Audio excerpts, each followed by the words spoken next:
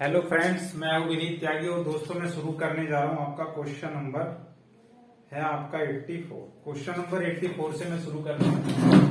देखना ध्यान से क्या है 84। क्वेश्चन नंबर 84 है। ये आपको दोस्तों स्क्रीन पे भी दिख रहा होगा, अपनी स्क्रीन पे देख लेना क्या है, नोट कर लेना। एक त्रिभुज की भुजाएं 3 सेंटीमीटर, 4 सेंटीमीटर और 5 सेंटीमीटर। एक दोस्तों ट्राइंगल है जिसकी भुजाएं कितनी है, 3, 4 और 5 सेंटीमीटर है। एक त्रिभुज है जिसकी भुजाएं 3 सेंटीमीटर, 4 सेंटीमीटर और 5 सेंटीमीटर लंबी है। इसका क्षेत्रफल कितना है ये बताना। इस त्रिभुज का क्षेत्रफल कितना है ये हमें बताना है। तो इसका फॉर्मूला क्या होता है दोस्तों, ए बी सी ट्राइंगल है। त्रिभुज का क्षेत्रफल होता है दोस्तों, त्रिभुज का क्षेत्रफल का फॉर्मूला होता है 1/2 आधार गुना ऊंचाई। आधार गुना ऊंचाई। ऊंचाई जो बिल्कुल सीधी रेखा होती है उसे ऊंचाई कहते हैं। जो बिल्कुल परपेंडिकुलर 90 डिग्री का कोण बनाए उसे ऊंचाई कहते हैं। तो दोस्तों ये देखना है पहले, ये समकोण त्रिभुज है, 90 डिग्री वाला एंगल है या नहीं है। ये एंगल 90 का है या नहीं। अगर ये 90 का होगा तो दोस्तों एक चीज वेरीफाई हो जाएगी, इसमें पाइथागोरस प्रमेय लग जाएगी, जो मैंने आपको पहले भी बताई। पाइथागोरस होते बी के सामने वाली साइड, और फिर ये 3 का स्क्वायर और ये फिर 4 का स्क्वायर, ये होती है पाइथागोरस प्रमेय। अगर ये इक्वल आता है, सबसे पहले हम 90 के सामने वाली लिखते हैं, फिर जो दो बची हुई है उन्हें लिखते हैं। अगर दोनों तरफ इक्वल आता है तो वो होती है वो समकोण त्रिभुज होता है। अगर नहीं आता है बराबर तो समकोण त्रिभुज नहीं होता है। 5 पंजे 25, 3 तिया 9 और 4 चौक 16। 16 9 25, इधर भी 25 आया तो इधर भी। तो इसका मतलब साफ हो गया दोस्तों, ये क्या है, समकोण त्रिभुज है। और समकोण त्रिभुज में ये क्या होता है, लंब, और ये क्या होता है, आधार। ये होता है आधार और ये होती है ऊंचाई जिसे हम बोलते हैं। तो 1/2 यहाँ पे लिखेंगे ऐसे, 1/2। आधार कितना है दोस्तों, 4 है, और ऊंचाई कितनी है इसकी, 3 है। ऊंचाई कितनी है, 3 है। ऐसे 2 दूनी 4 हो जाएगा, 3 दूनी कितना हो जाएगा, 6 सेंटीमीटर या मीटर, जो भी आपका वो आंसर आ जाएगा। इस त्रिभुज का क्षेत्रफल बताओ, पूछ रहा है। त्रिभुज का क्षेत्रफल होगा 6 सेंटीमीटर स्क्वायर, इसका आंसर आ जाएगा। अब नेक्स्ट क्वेश्चन है क्वेश्चन नंबर 85। 85 में क्या दिया हो देखो ध्यान से। क्वेश्चन नंबर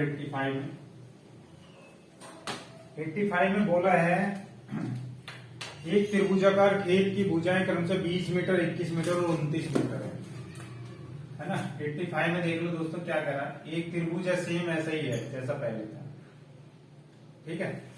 वो कह रहा है इस त्रिभुजाकार की भुजाएं 20 मीटर, 21 मीटर और 29 मीटर। ये कितनी है, 29 मीटर, ये 20 मीटर और ये 21 मीटर। ऐसे 29 मीटर, 20 मीटर और 21 मीटर है। इस खेत में 9 रुपए प्रति वर्ग मीटर की दर से फसल काटने का खर्च कितना आएगा। 1 वर्ग मीटर में फसल काटने का जो खर्च है दोस्तों कितना है, 9 रुपए। कितना है, 9 रुपए।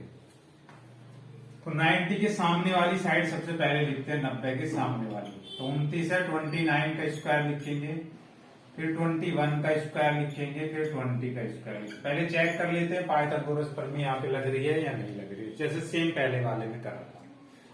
फिर हम त्रिभुज का क्षेत्रफल निकालेंगे दोस्तों, और उसके बाद हमें 9 से गुना कर देंगे। जितने वर्ग मीटर आएगा उसमें 9 से गुना कर देंगे, हमें पता लग जाएगा फसल काटने का खर्च कितना है। तो 29 का स्क्वायर कितना होता है दोस्तों, 29 का स्क्वायर अगर आपको पता है, नहीं पता है तो मैं बता रहा हूं आपको कितना होगा। 21 होता है 441, और 20 की 20 में गुना करेंगे तो 20 की गुना होती है 400। 441 और 400 हो गया 841। ऐसे 29 का स्क्वायर कितना होता है दोस्तों, 29 का स्क्वायर 841 ही होता है। तो दोनों तरफ क्या है, इक्वल है। तो इसका मतलब है ये भी एक समकोण त्रिभुज है या राइट एंगल ट्राइंगल है। तो इसका क्षेत्रफल कैसे होता है, त्रिभुज का क्षेत्रफल निकाल लेंगे। 1/2 आधार गुना ऊंचाई होता है। कितना होता है, 1/2 आधार गुना ऊंचाई। तो आधार है दोस्तों 20, और इसकी जो ऊंचाई है वो 21 है। पहले इसका क्षेत्रफल हम निकाल लेंगे, 2 दाएं 20 हो गया।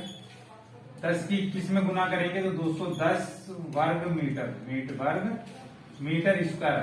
कितना जगह, मीटर स्क्वायर। और 1 मीटर स्क्वायर पे कितने रुपए खर्च होते हैं दोस्तों, 9 रुपए खर्च होते हैं। तो 210 वर्ग मीटर स्क्वायर पे कितने रुपए खर्च होंगे, 9 से यहाँ पे गुना कर देंगे। 9 0 0, 9 1 9 और 9 दूनी 18। तो इतने रुपए दोस्तों यहाँ पे खर्चा आएगा। और ये 0 9 0 0 9 1 9 दूनी 18, 1890 रुपए उसके खर्च होंगे पूरे त्रिभुज के या पूरे इसके कवर करने में। ठीक है, अब देखते हैं दोस्तों नेक्स्ट क्वेश्चन क्या है। क्वेश्चन नंबर देखते हैं, नेक्स्ट है 86। क्वेश्चन नंबर 86 देखना क्या कह रहा है। इजी क्वेश्चन है दोस्तों, कोई हार्ड नहीं है, आप समझ रहे होंगे, पाइथागोरस प्रमेय लग रहे हैं। 86 में दिया है एक समबाहु त्रिभुज की प्रत्येक भुजा 8 सेंटीमीटर है, इसका क्षेत्रफल कितना है। ठीक है, एक समबाहु त्रिभुज दोस्तों मैंने आपको बताया था जिसकी सारी भुजाएं बराबर होती है उसे समबाहु त्रिभुज कहते हैं, है ना। समबाहु त्रिभुज का क्षेत्रफल, इसकी प्रत्येक भुजा 8 सेंटीमीटर थी, ये भी 8 सेंटीमीटर है, ये भी 8 सेंटीमीटर। तो समबाहु त्रिभुज का क्षेत्रफल, समबाहु त्रिभुज का क्षेत्रफल क्या होता है, आपको फॉर्मूला याद रखना है, √3/4 गुना भुजा का स्क्वायर, ये फॉर्मूला होता है भुजा का स्क्वायर। ठीक है, ये याद रखना, इसकी भुजा का स्क्वायर करते हैं। तो भुजा कितने की दोस्तों, भुजा आपको बताई थी मैंने कितने की, 8 की। कितने की, 8 की। तो यहाँ पे 8 गुना 8 दो बार लिखेंगे ऐसे, क्योंकि दो बार आ रहा।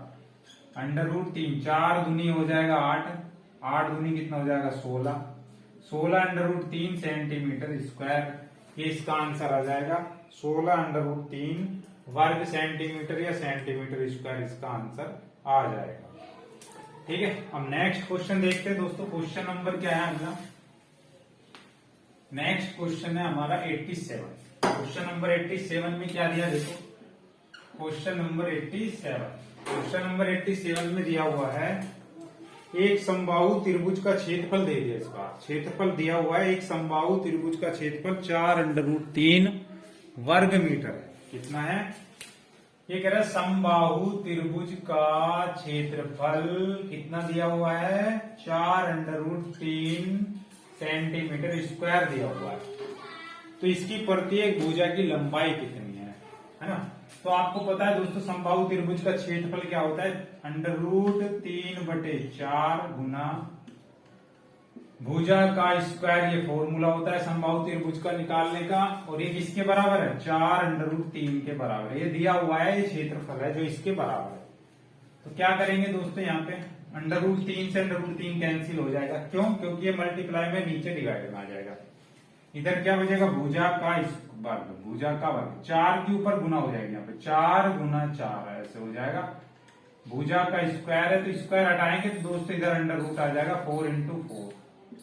4 का रूट कितना होता है, 4 तो 16, 16 का रूट होता है 4। तो समबाहु त्रिभुज की जो भुजा की लंबाई निकल के आई है दोस्तों 4 कितने, ये 4 सेंटीमीटर आई है। कितने, 4 सेंटीमीटर है उसकी लंबाई। ठीक है, ये है। अब नेक्स्ट क्वेश्चन देखिए दोस्तों, क्वेश्चन नंबर 88 है।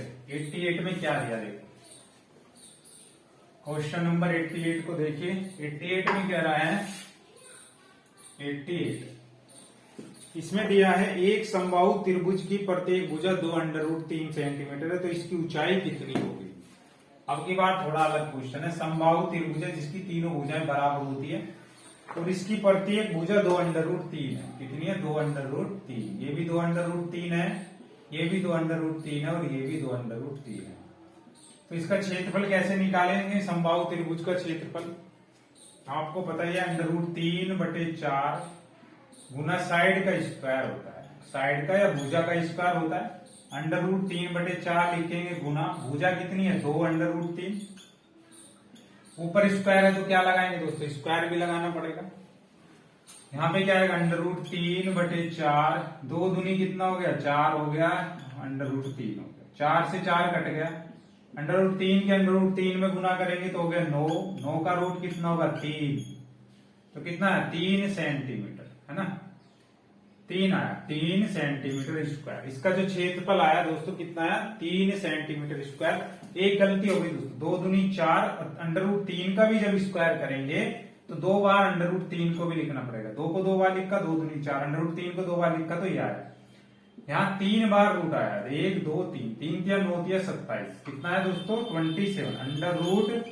√27 को लिखेंगे 9 × 27, 9 का जो रूट होता है वो आपको बता दूं 3 होता है, तो 3 तो बाहर आ गया 9 का, एक 3 अंदर बच गया, 3 अंडर रूट 3 सेंटीमीटर स्क्वायर जो आया त्रिभुज का क्षेत्रफल आया 3 अंडर रूट 3 सेंटीमीटर। इसकी ऊंचाई पूछ रहा है, तो ऊंचाई कैसे निकालेंगे दोस्तों? ऊंचाई निकालने के लिए हमें क्या करना है?